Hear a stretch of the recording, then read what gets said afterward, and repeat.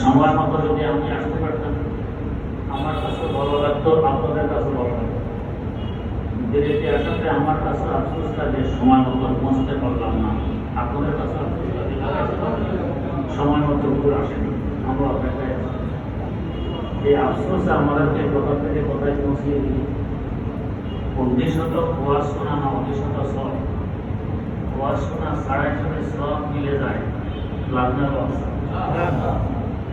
আল্লাহ রাব্বুল আলামিন আমাদেরকে অধিক লাভবান করতে চাইছেন, আমাকে বলে গেছে। আমি এখান দিয়ে চলে গেছি যে না হয় এসার আরো আগে পৌঁছতে পারতাম, এসার আগে পৌঁছতে পারতাম। আল্লাহ যাই হোক, আমরা যে তরিকার মানুষ, এই তরিকার মুরব্বী সৈয়দ হযরত কাজী আমদাদুল্লাহ মুহাজির মুফতি রাহিমাহুল্লাহ, আমার উস্তাদ এবং আমার প্রথম পীর হযরত হাফিজি হুজুর রহমাতুল্লাহ আলাইহির দাদা, উনি হিজরত করে চলে গেছেন মক্কায় মুকাররমা। ওনার হিন্দুস্তানের এক মুরিদ চিঠি লিখে হুজুর আমারও মনে চায় মক্কায় মুকাররমা চলে। উনি তো বোঝান মুরিদের অবস্থা কি, জবাব দিলেন যে তোমার দেহ আর বডি যদি হিন্দুস্তানে থাকে আর মন এবং মানসিকতা অন্তর মক্কায় মুকাররমা থাকে, এটা অনেক ভালো। দেহ পৌঁছাবে মক্কায় মুকাররমায়, এর থেকে অনেক ভালো দেহ হিন্দুস্তানে থাকুক, মন মক্কায় মুকাররমা থাকে, এটা অনেক ভালো। আমরা যাই তো আরমান শরীফে জিয়ারত করতে, মন এখানে রেখে যায়, ব্যবসাদানে কি অবস্থা, দোকানপাটের কি অবস্থা, মন এখানে দেহ যখন এখানে থাকে, মন বারবার চায় যে আল্লাহ একটু জিয়ারত করে আসে, এটা লাভ অনেক বেশি। যাই হোক, আফসোসের সওয়াব আল্লাহ পাকের কাছে অনেক বেশি। আমরা একত্রিত হয়েছি দিনের কিছু কথাবার্তা শোনার জন্য।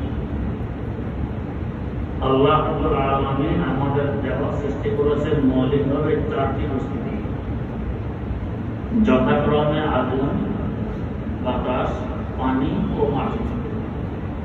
আমাদের ভিতরে আগুন আছে, তবেই তো শ্বাস নিঃশ্বাস গরম, রক্ত গরম, পায়খানা প্রস্রাব গরম, ভিতরে আগুন আছে। যে পরিমাণ থাকার দরকার এর থেকে কমে গেলে ধনুষ্টঙ্গ রোগ দেখা যায়, আমরা সুস্থ থাকতে পারবো। বাতাসও আছে, আমরা দেখতে পাই, নাক দিয়ে মুখ দিয়ে গ্রহণ করি আবার ত্যাগ করি। পানি আছে, তাও দেখি, মুখে পানি, নাকে পানি, চোখে পানি, গানে পানি, প্রস্রাবে পানি, মাটিতেও আছে। এই 4 বস্তুর সমন্বয়ে আমাদের দেহ গঠিত। অতএব দেহকে সতেজ রাখতে হলে এই 4 বস্তু পরিবেশন করা হয়।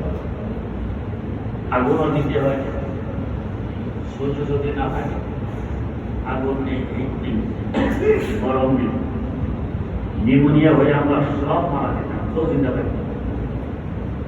বাতাস যদি দেহকে পরিবেশন না করা হয়, অক্সিজেন বন্ধ, 1 মিনিট চিন্তা থাকতে পারবো। পানি যদি দেহকে না দেওয়া হয়, পানি দরকার না জীবন। মাটি যদি দেহকে না দেওয়া হয়, মাটিতেই কিভাবে মাছ, গোস্ত, শাক সবজির তৈরি তরকারি যে খাই, এগুলো আসলে কি সব মাটি নেই, মাটি থেকে উৎপন্ন হয়ে সব মাটি। আবার চলতে ফিরতে কথাবার্তা রাস্তাঘাটে সরাসরি মাটিও ঢোকে, ঢোকে কি করি। যারা এই নিয়ে গবেষণা করে তারা বলে বছরে অন্তত 6 কেজি মাটি ঢোকে আমাদের ভিতরে, বছরে 6 কেজি, মানে প্রতি মাসে 0.5 কেজি মাটি ঢোকে। আর আমরা যারা টাউনে বন্ধরা থেকে আমাদের মাটি তো মাস আলাদা 10 থাকে, আমরা যে নদীর মধ্যে ম্যানহোল খুলে ভেতরে ময়লাগুলো তুলে কাছে স্তূপ দিয়ে রাখে, সাথে সাথে কি সাফ করে না, গাড়ির চাকার নিচে পড়ে সারা রাস্তায় গুলো মেলে যায়। এরপরে সূর্যের তাপে এগুলো শুকায় পাউডার বানায়। ট্রাক গাড়িগুলো আসতে যাইতে পাউডার এগুলো ওড়ে, রাস্তার কিনারে আড়াই পাটা বিলাসিতা সমোসা বাজে, সিঙ্গারা বাজে, এই বরকতগুলো ওইখানে পড়ে গিয়ে আমরা মস করে খাই।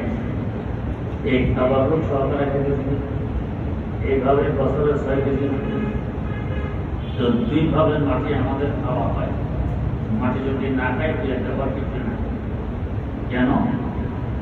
দেহের 1 ভাগ আছে মাটি। তেমনি ভাবে আল্লাহ পাক রূহকেও সৃষ্টি করেছেন 4 বস্তুর সমন্বয়ে। রূহের এক বস্তুর নাম এলেম, 2 নম্বর বস্তুর নাম আমল, 3 নম্বর বস্তুর নাম ইখলাস, 4 নম্বর বস্তুর নাম হলো তাকওয়া, খোদা ভীতি, খোদা ভালোবাসা। এই 4 বস্তুর সমন্বয়ে রূহ।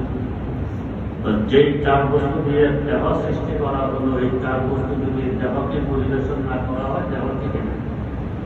তো যেই 4 বস্তুর সমন্বয়ে রূহ, ওই 4 বস্তু যদি রূহকে পরিবেশন না করা হয় রূহ দিতে না।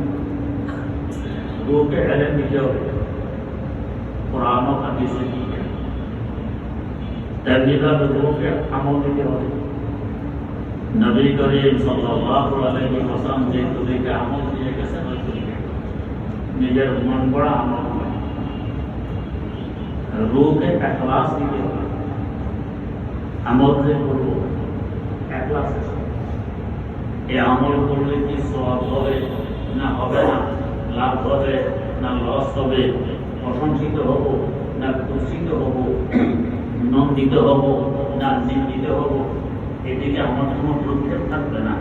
আমার আল্লাহর আদেশ যে আমল করছে। ইমামুল হিন্দ শাহ ওলিউল্লাহ মুহাদ্দিস দেহলভী রাহিমাহুল্লাহ, তার আব্বা হযরত আব্দুর রহিম দেহলভী রাহমাতুল্লাহ আলাইহি বড় উচ্চ মর্যাদার আল্লাহ। একবার তাহাজ্জুদের সময় দোয়া করতেছেন অন্ধকার, এর মধ্যে দেখতেছে ওনার 2 হাতে ছোট্ট ছোট্ট আরো 2খানা ছোট বাচ্চাদের হাত, যেন ওনার হাতের উপরে ছোট ছোট বাচ্চাদের মতো আরো হাত 2খানা।